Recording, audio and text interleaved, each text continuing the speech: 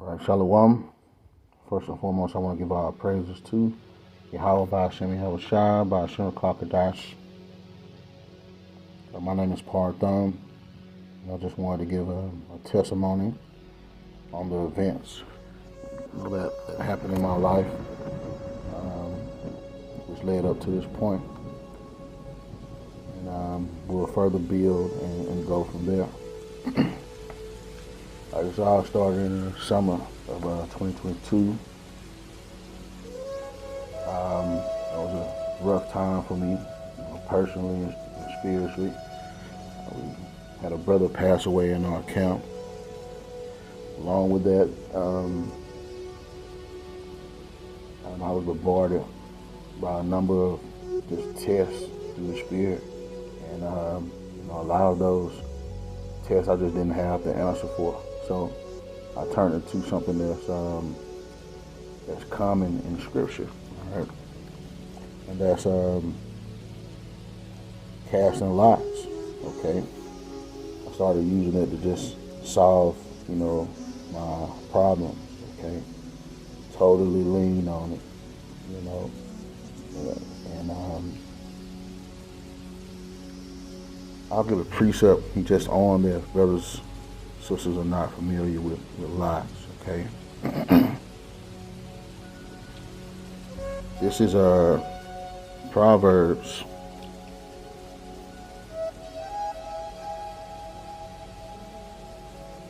Proverbs 16 and 33, and it reads, "The lot is cast into the lap, but the whole disposing thereof is of the Lord." So, although, men cast lots, those answers come from the Lord, man. And spiritually, I felt like I needed some direct answers, from the Lord, for the most part. I won't even say for the most part. Every part came through, every time. And, it was just another day. I was casting lots just to knock out some problems. And the Lord, the thought across my mind to leave GMS. And, initially I refused and thought I was tripping, thought I was crazy before even thinking that, thought it was just spirits or whatever. So instead of just leaning on my own understanding about that thought, I cast a lot on it. And a lot came back, it came back, with the decision to leave,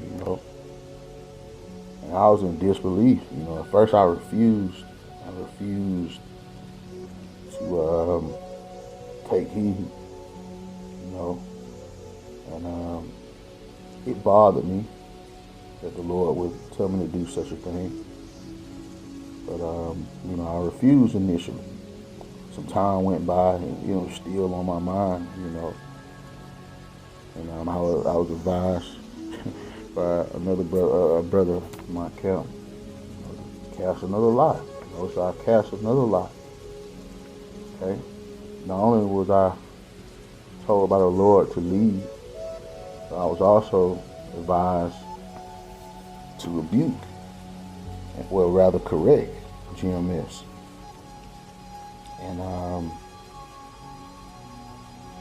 initially I refused, obviously because we're here in 2023 now. I refused, and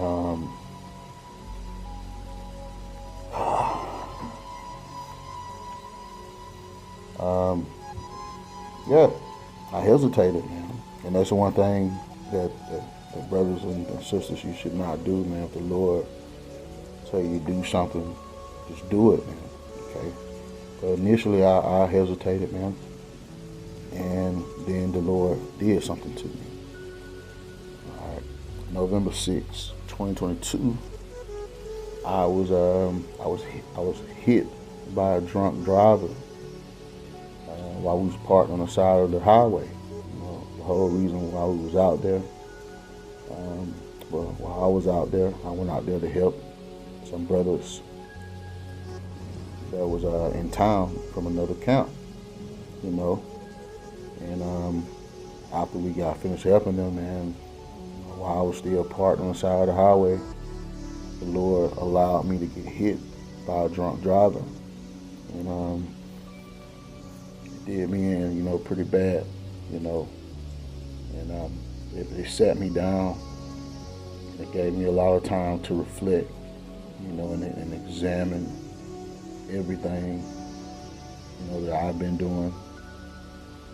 Just old footage with brothers, everything, man, And I came to the conclusion that the whole reason why that happened to me is because I didn't do what the Lord asked me to do the first time, the second time, or the third time, man. And I consider myself extremely grateful and fortunate to still be alive.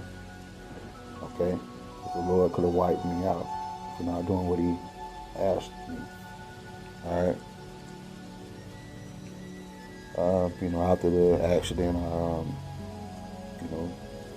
obviously because it's January now, after the accident, I became extremely, paranoid,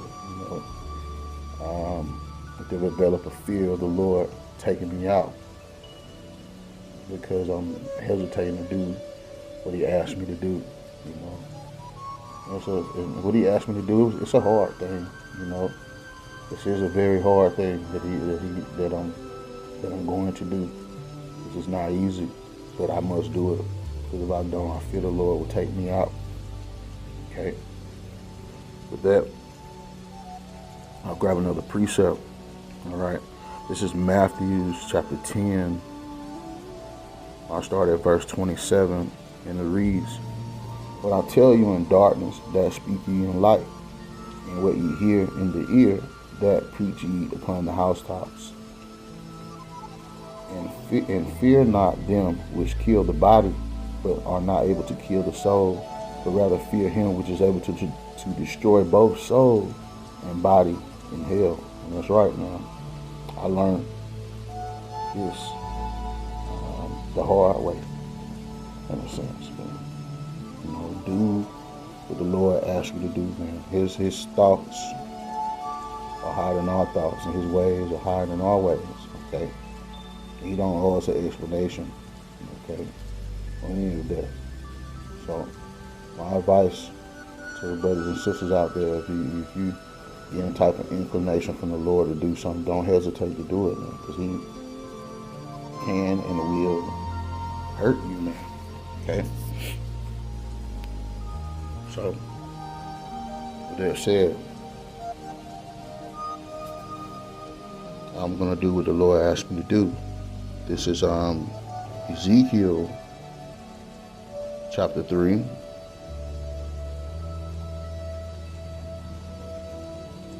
Verse 20.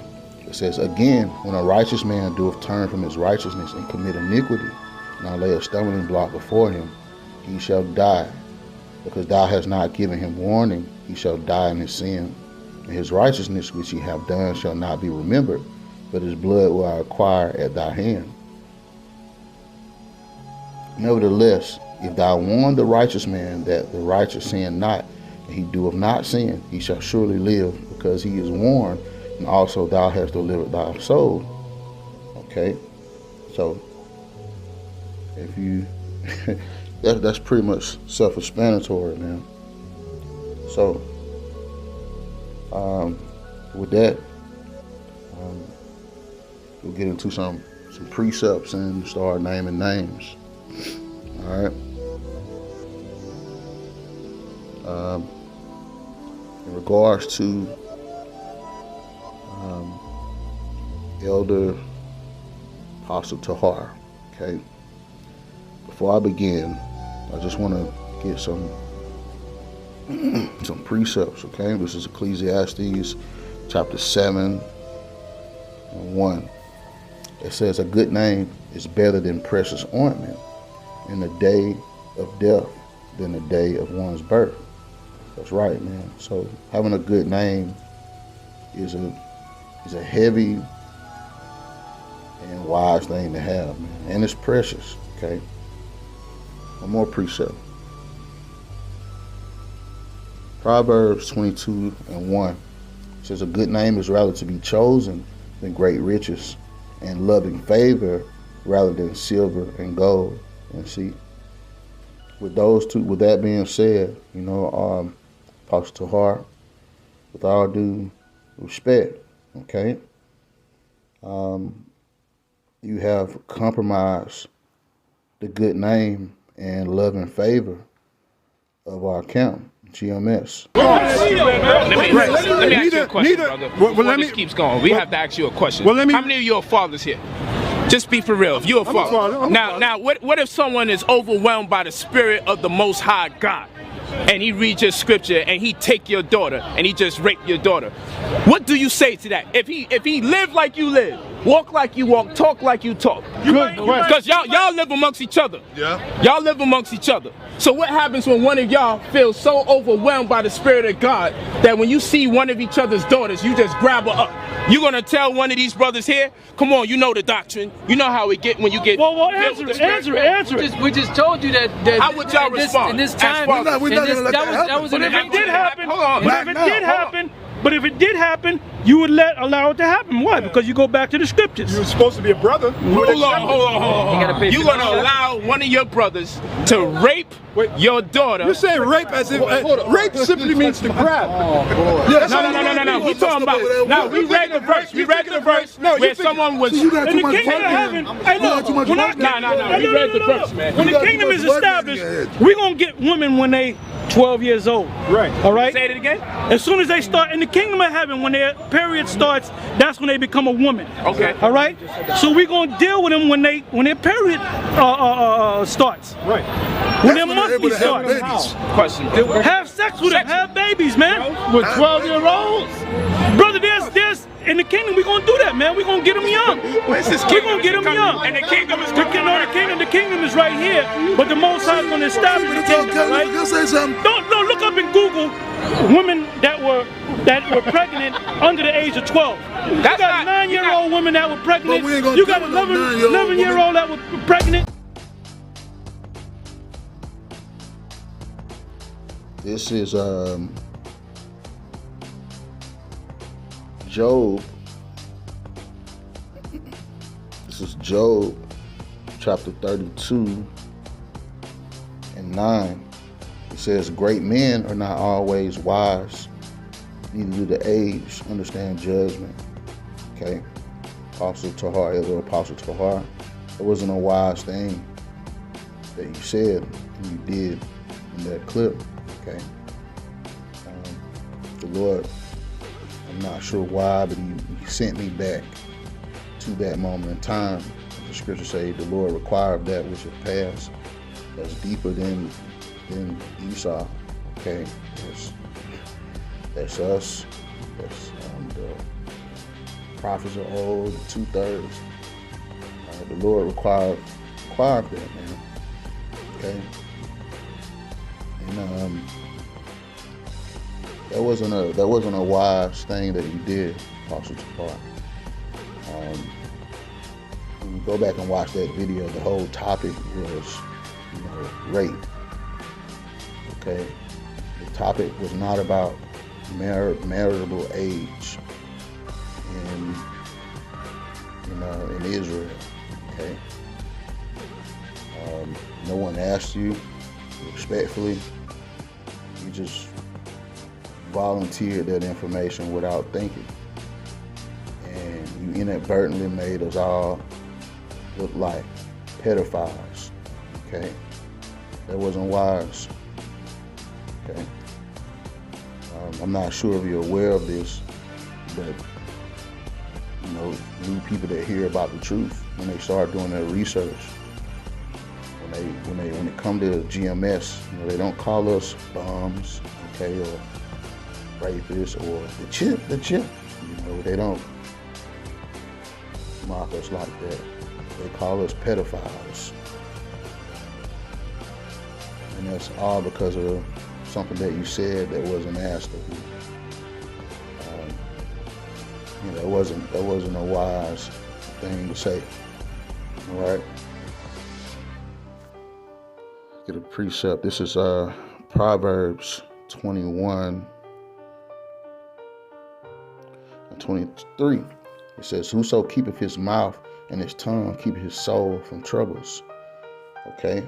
Now, being labeled a pedophile in this society will get you in a whole heap of trouble. Being associated with pedophilia will get you in a whole heap of trouble in this society.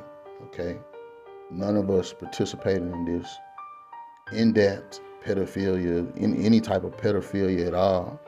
You know, we all brothers of GMS believe in Romans the 13th chapter, you know, obeying the laws of the powers that be. Okay? So none of us are technically associated with any type of pedophilia, but because of your loose tongue, we've all been labeled out there amongst the world's pedophiles. Now, I know they're going to say some crazy things about us, but you didn't have to give them any more ammunition. Okay? You didn't have to say that it wasn't asked of you. This is James chapter 3, verse 5.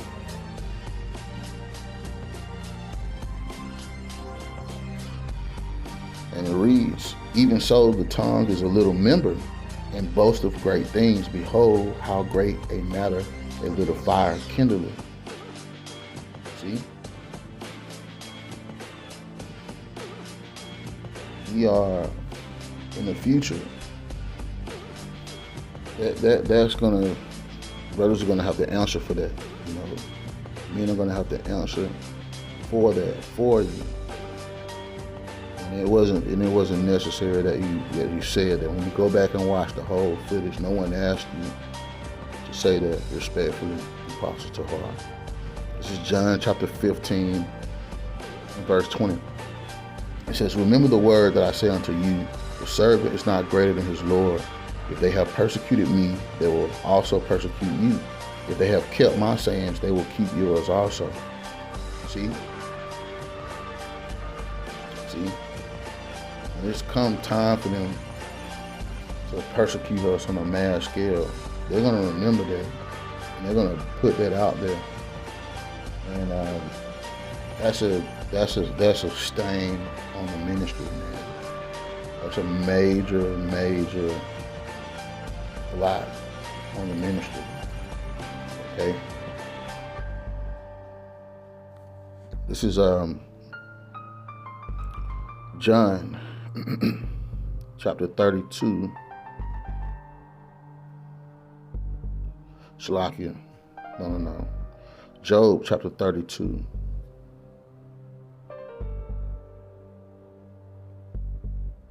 No.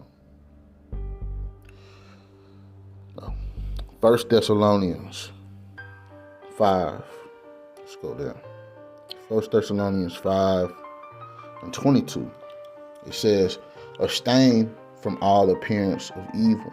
All right. So there are some things that are lawful in the eyes of the Most High, but this world look at it upon evil. If there's not need for you to speak on it, and it can be perceived as evil, there's no reason for one to just put things out in the open front like that. We have to remember what type of world we're living in. These people are in gross darkness. They're not really intelligent, and they can easily drag the ministry into deep waters. Now, there's nothing that the Lord can't defend, but nevertheless, He did tell us to abstain from all appearances of evil. Pedophilia is an evil thing in this world that we live in. Okay? This is 2 Corinthians chapter 6 and verse 3. It says, giving no offense in anything, that the ministry be not blamed. And that's key, man. Don't give offense in nothing. Okay? Talk about how the righteous can be saved. Okay? Preach salvation. Preach brotherly love. Preach prophecy. But be mindful, man. Don't give no offense to anything. All All right, if at all possible, be at peace with all men, as Yahawashi said, man. That the ministry, it says, giving no offense to anything, that the ministry be not blamed. Okay? All right, so we have to watch what we do, watch what we say. Okay? Because we have stepped into other men's work. Okay? And this is the works of Yahawashi and his disciples, the apostles of old, man. Okay?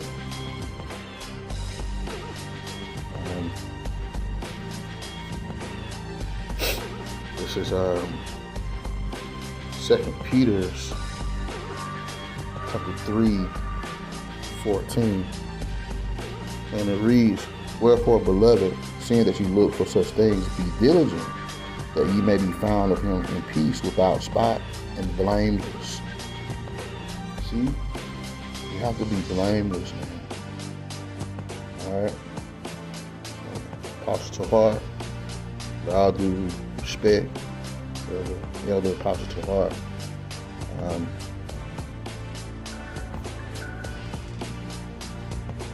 all due respect, Shalaki, you should retract that statement, or at least apologize for making that statement. All right, because it has done some probably irreversible damage to the name and reputation of GMS. Okay.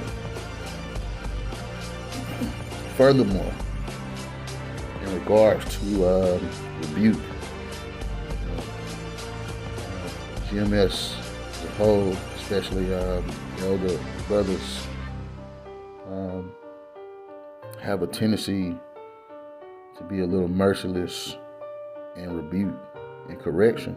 Okay, brothers, I would definitely highly suggest that you be mindful of how you rebuke and correct brothers going forward into the future. Okay, I would suggest sticking to the scriptures and how it's supposed to be done, and your mannerisms and how it's done. Okay, this is Galatians chapter 6, verse 1. It says, "Brethren, if a man be overtaken in a fault, ye which are spiritual, restore such an one in the spirit of meekness, considering thyself, lest thou also be tempted." Okay? You have to be merciful, brothers. Alright? You have to rebuke brothers in the spirit of meekness, man. You have to let that rah-rah spirit die. Okay?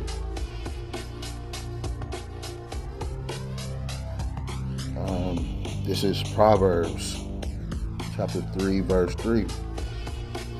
And it reads, let not mercy and truth forsake thee. Bind them about thy neck, write them upon the table of thine heart. See? Brothers have I can't say brothers have not let the truth forsake them. Brothers have had their moments of being merciless in correction. And moving forward, I would suggest brothers be more merciful. Okay? This is Proverbs chapter 16.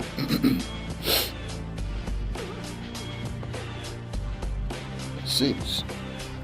It says, by mercy and truth, iniquity is purged. And by the fear of the Lord, men depart from evil. See? It says, by mercy and truth, iniquity is purged, man. Okay? A lot of time when men fail or fall, that be from the Lord made that man. A lot of time it's a test. Alright? And men have failed those tests in grand fashion for everyone to see. Okay? This is James chapter 2, 13. And it reads, for he shall have judgment without mercy, that have shewed no mercy. And mercy rejoiceth against judgment. See? And this is deeper than Esau, brothers. This is deeper than Esau. Okay? You have to be merciful too. We have to be like Yahawashi and Yahawah, man. Yahawah is merciful. Yahawashi is merciful. And brothers should work on themselves to be more merciful towards other brothers. And when it comes to rebuke and correcting brothers when they fall, make mistakes. All right.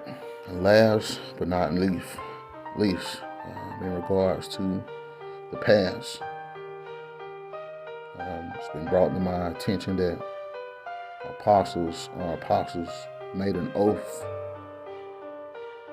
in regards to King Marshall being King David. That was a wicked thing that you guys did. Okay.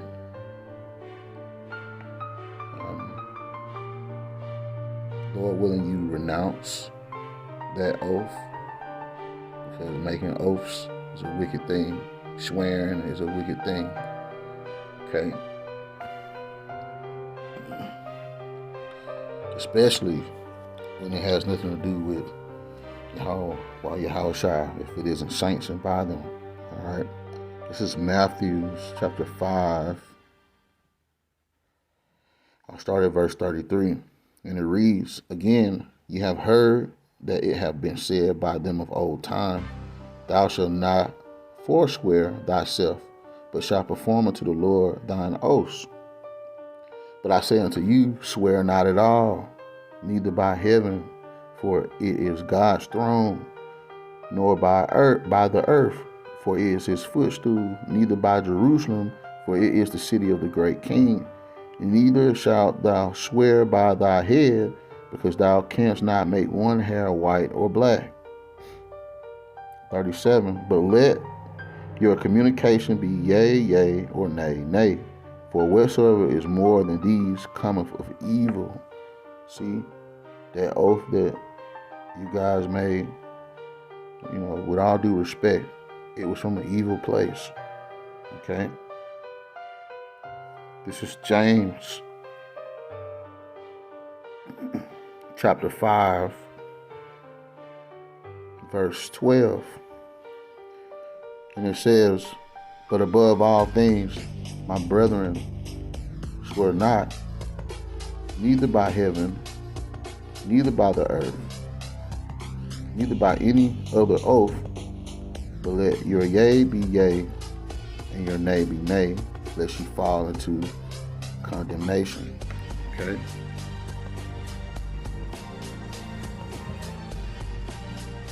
All right. So,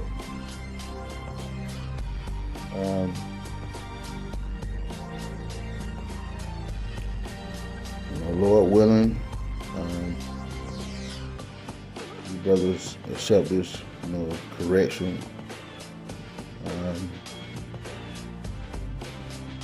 Without any strife, with all peace possible.